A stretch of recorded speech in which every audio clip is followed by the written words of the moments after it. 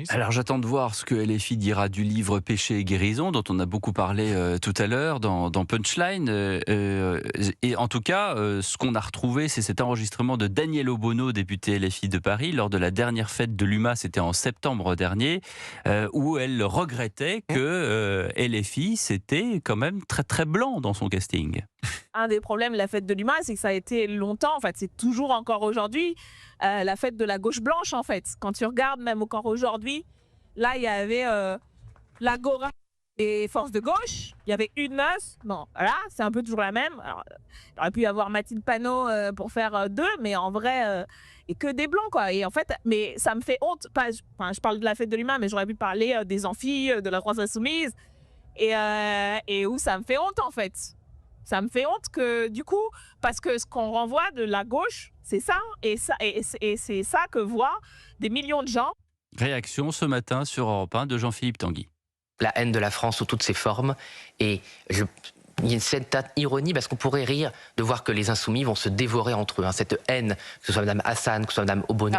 Ces gens... Mélenchon risque d'être un jour trop blanc pour mais bien sûr, Mme Obono. C'est la logique, entre guillemets, de cette idéologie haineuse où vous ne cessez de diviser les Français. Et c'est quand même le retour du racisme. Et c'est quand même hallucinant que le racisme, le racialisme reviennent par la gauche. Et réaction de l'ancien président de l'Assemblée nationale sur CNews tout à l'heure, François de Rugy.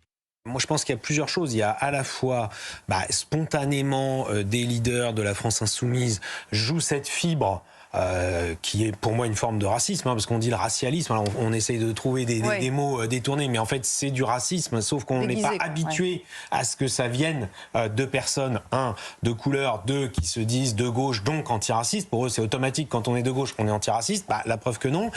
Mais au-delà de ça, il y a évidemment une espèce de concurrence, et alors a fortiori à l'approche des élections municipales, là, dans 2 mois et demi, en France, une concurrence pour une sorte de vote communautaire, parce qu'il faut bien l'appeler comme ça. Bon courage pour le vote communautaire, parce que là, si on sépare tout et on dénonce tout le monde, ça va être difficile. Je ne parle pas des propos de monsieur Carlos Martins Bilongo, qui dit que les Noirs sont plus endurants que les Blancs et que les habitants du Nord-Pas-de-Calais sont en fait, Rima Hassan qui remplacerait Mathilde Panot. Et en fait, c'est ce qu'il vise. Et vous savez, on revient quand même à l'islamisme qui est lié à LFI aujourd'hui. L'islamisme vise à séparer la communauté nationale française et la Oumma musulmane. Et vous savez que dans les textes islamiques, il est dit que... La nation musulmane. Que la nation musulmane, effectivement, et c'est une nation d'être supérieure. Et donc, il y a du racisme dans les textes. Et donc, en réalité, ses partisans défendent ce qui est écrit. Mais pardonnez-moi, mais là, ils vont même au-delà de la simple question de l'islam ou de l'islamisme. Ils ne parlent même pas de religion dans leur prise de parole. Alors, on voit très bien l'électorat qu'ils essayent de chercher. D'ailleurs, je pense que c'est une insulte à l'électorat qu'ils prétendent viser. Mais là, le sujet, c'est que c'est du racisme, c'est que c'est du suprémacisme et que c'est du communautarisme. Quand on regarde les propos de monsieur Bilongo, dont vous parliez, c'est objectivement des propos qui sont racialistes, qui pourraient être traînés devant les tribunaux, absolument pour progressisme. Mais bon, de toute manière, moi, j'arrête de suivre les articles 40, puisque de toute manière, la justice ne fait rien. Il n'y a eu aucune condamnation depuis le 7 octobre 2023 ou même des poursuites un petit peu précises. On envoie les articles 40 et on signale et ça ne donne rien. Donc ça, c'est la première des choses. Il y a monsieur Delogu qui vous dit Élysée, enfin des Noirs et des Arabes, parce qu'il faut que la France ressemble à tout ça. Ce sont ses propos, ce ne sont pas les miens. Vous avez les propos d'Ali Douara, là aussi en Seine-Saint-Denis, qui sont encore plus choquants. Et Madame Obono, il ne faut pas s'étonner, Madame Obono, c'est aujourd'hui la frange radicale de la France insoumise. Ça fait 20 ans qu'elle est dans le paysage. Alors les Français la connaissent peut-être pas, mais c'est quelqu'un qui vient du Parti des indigènes de la République. Le Parti des indigènes de la République, qu'est-ce que c'est ? C'est eux qui ont imposé le débat racialiste, le débat décolonial en France et notamment à gauche. Et il ne faut pas s'étonner bien que la gauche suive cette ligne, puisque c'est ce qu'ont voulu... Dans les livres, ils n'ont pas réussi politiquement, mais c'est ce qu'ont voulu faire installer à gauche Derrida, Deleuze, Guattari, Jean-Paul Sartre, c'est-à-dire une nouvelle vision de la gauche, une gauche qui a troqué, on le dit souvent, la lutte des classes pour la lutte des races. C'est ce à quoi on assiste aujourd'hui. Et le problème, c'est que ça se traduit politiquement, c'est ça qui est étonnant. Mais alors, elle est absente et on aimerait bien l'interroger, mais que pensez-vous, que dirait Madame Obono sur le livre Péché et guérison ?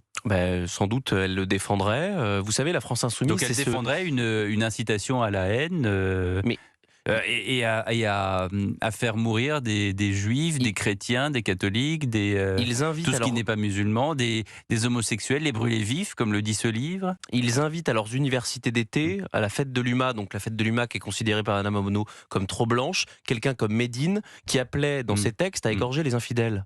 Les infidèles, c'est-à-dire tous ceux qui ne sont pas fidèles à la religion musulmane. Voilà. On est d'accord.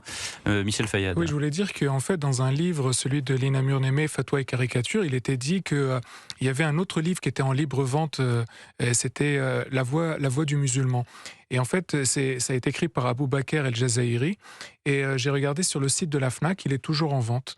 Et ce livre-là demande également de tuer les chrétiens, les juifs, les homosexuels, et dit même de tuer les chrétiens et les juifs s'ils ne payaient pas la dîme, la jizya. Donc en fait, sur le sol français compris.